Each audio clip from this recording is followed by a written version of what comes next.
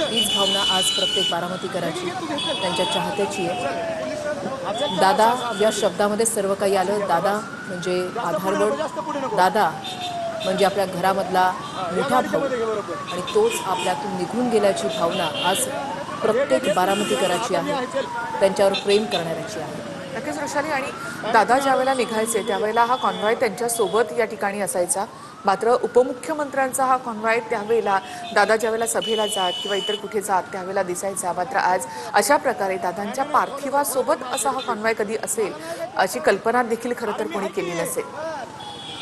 काल या वेळेला, या तिन्ही सांजेच्या वेळेला कोणी विचारही केला नसेल, कोणाच्या मनातही आलं नसेल की आज म्हणजे 24 तासानंतर काय होणार आहे। कारण काल राज्य मंत्रिमंडळाच्या बैठकीमध्ये अजितदादांची उपस्थिती होती। त्या बैठकीला ते स्वतः उपस्थित होते। सतत पायाला भिंगरी लावत फिरणं, लोकांच्यासाठी अवेलेबल असणं, त्यांच्या अडीअडचणीमध्ये सहभागी होणं, त्यावर तोडगा काढणं, कामामध्ये स्वतःला गुंतवून ठेवणं, यामध्ये अजित पवार यांचं पूर्ण राजकीय कारकीर्द आपण पाहिलेली आहे। काही वेळापूर्वीची, काही क्षणापूर्वीची ही दृश्य, ज्या वेळेला ही शववाहिनी बारामती रुग्णालयामधून बाहेर पडली आणि त्यावेळेला त्यांच्या चाहत्यांची, त्यांच्या कार्यकर्त्यांची एकच घोषणा, एकच वादा, अजितदादा।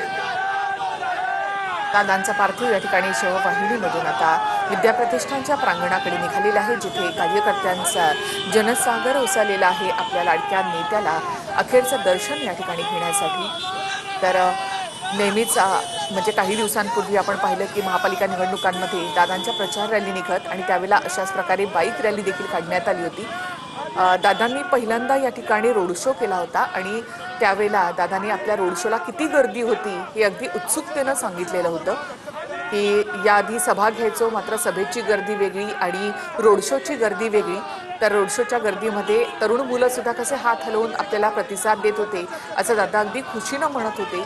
मात्र आज आपण पाहतो रस्त्याच्या दुतर्फा संपूर्ण कार्यकर्ते, तरुण कार्यकर्ता जो आहे तो सुद्धा, अगदी तरुण मुली सुद्धा आज रस्त्याला आपल्याला या ठिकाणी पाहायला मिळत आहेत।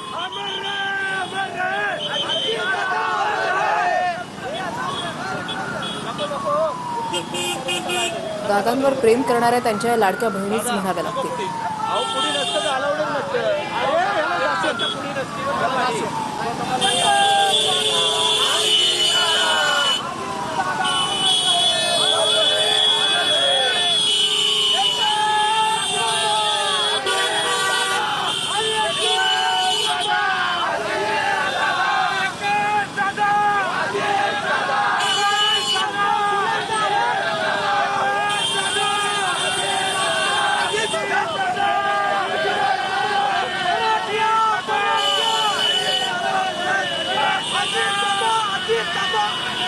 अरे भावा आहे सिंगल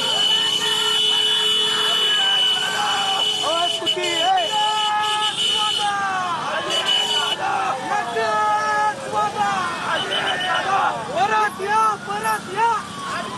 कार्यकर्त्यांच्या या घोषणा आहेत। अजित पवार अमर रहे अशा घोषणा या ठिकाणी कार्यकर्त्यांकडून केल्या जात आहे। रस्त्याच्या दुतर्फा झालेली ही गर्दी अजित पवार यांच्यावरच्या प्रेमाचं प्रतीक आहे।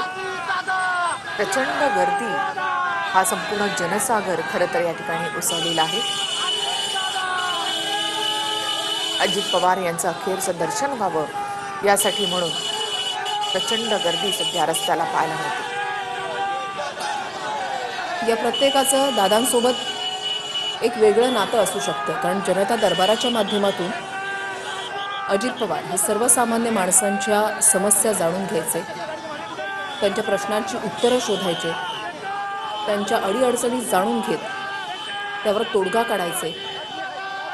आणि अजित पवारांनी दिलेला शब्द म्हणजे आता आपलं काम होणारच, हा एक विश्वास प्रत्येकामध्ये होता आणि त्यामुळेच यापैकी अनेकांची कामं जी आहेत ती झालेली असतील, त्यांचा आधारवड आज हरपलाय, याच भावना मनामध्ये ठेवून आज या दादांना, आपल्या लाडक्या दादांना अखेरचा निरोप देण्यासाठी हा प्रत्येक जण या ठिकाणी सहभागी झाला असेल।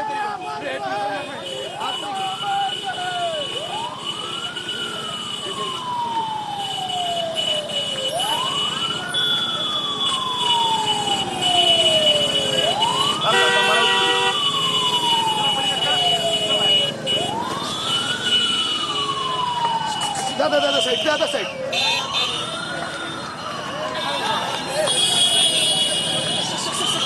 Side side side side side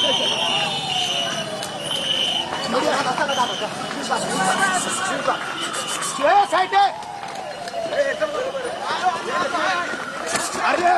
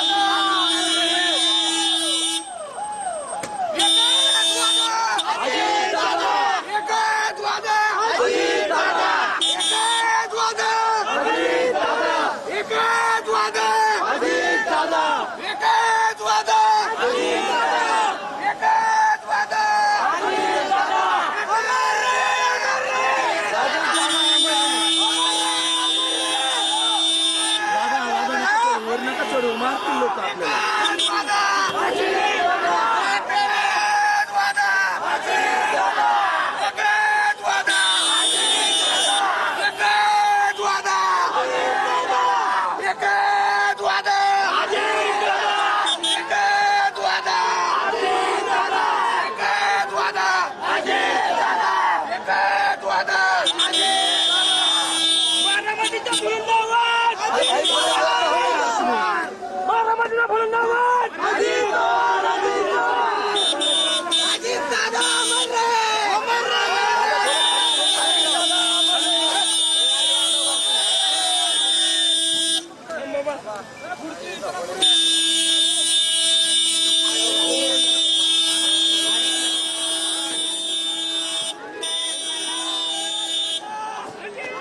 ॲम्ब्युलन्सचा वाजणारा हा सायरन आज बारामतीकरांना अक्षरशः नकोसा वाटणाराच आहे.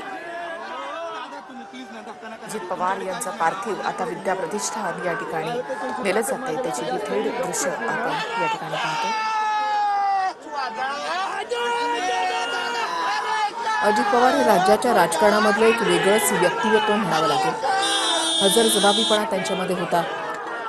उमद्या स्वभावाचे ते होते, हसऱ्या चेहऱ्याचे होते. कधी दमक तर कधी मृदू स्वभाव त्यांच्या बोलण्यातून, त्यांच्या वागण्यातून प्रत्येक वेळेला पाहायला मिळालेला.